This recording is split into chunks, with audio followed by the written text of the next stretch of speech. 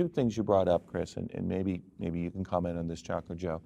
You know, you brought up sort of the unfit patient, and I think that's a slippery slope, right? There are the patients, we can bring up patient preference here too.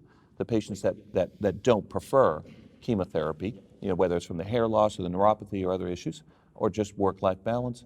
So there's the unfit, there's the unwilling, we'll say, or, you know, not preferring. And then, you know, there are the real world situations, you know, that we deal with. And there's this other option, radium, that's out there that has also shown a survival benefit. That's also a very disparate mechanism from the hormonal axis that you've been pounding on with these patients. Joe, where do you see the CARD data influencing your thought process on radium?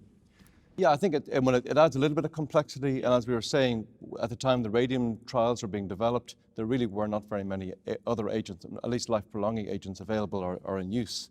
But I think what's interesting is I think it comes down to fitness as well. So where does radium fit in the sort of modern treatment paradigm? Well, it's still patients with where they have bone-dominant metastatic castration-resistant prostate cancer. Most likely they've had at least first line of an androgen-targeted agent.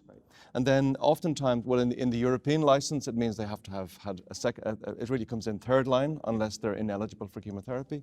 Or in most other parts of the world, it's a choice then after the progression on the AR-targeted agent. And the choice is often between cabazitaxel, radium, and now we have olaparib for those patients who are maybe DNA damage. Although in fact there are some data showing that patients with DNA damage repair may benefit more from radium as well. So there's some data from an Italian study. So where does it fit? Well, I think it fits for the patients who are perhaps not as fit for chemotherapy or in whom decide not to have it, who are bone dominant. I think radium is a good option for those patients because it probably has the best side effect profile of all the medications used in castration-resistant disease. It has some mild marrow toxicity, which generally recovers. There's some mild GI toxicity. But in general, most patients receiving it tolerate it well. But you really have to choose your patients correctly.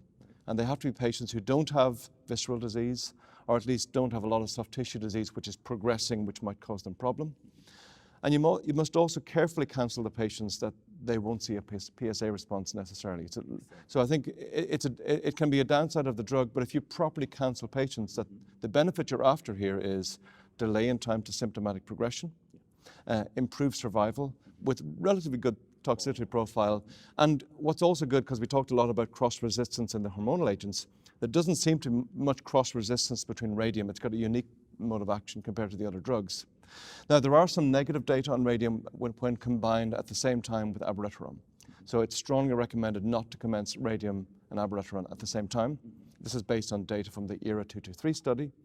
But this study also revealed for us a very important thing, which Bertrand and others have been talking about for many years, the importance of bone health agents.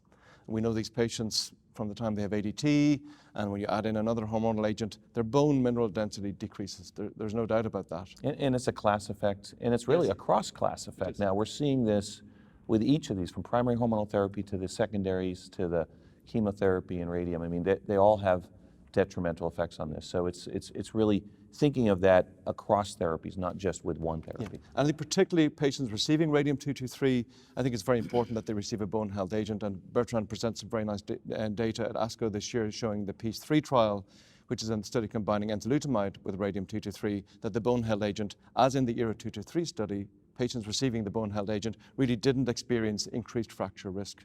And indeed with radium, especially in Europe, we're still suffering a lot from the ERA-223. And it was very, I would say, funny that we also running like a registry trial, the REASSURE trial.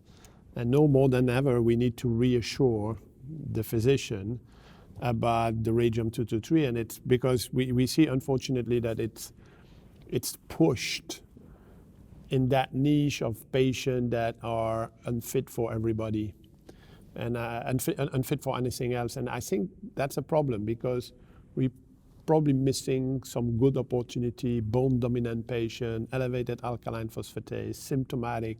They're usually not that in good shape. So that's really a good drug for these patients. And there are plenty of patients and like this. You got to think about it, though. Just like the profiling or anything else, if you don't think about it, if you don't talk about it with your patients, you're not going to use it. You're not going to see those benefits. So I think, excellent points, well taken.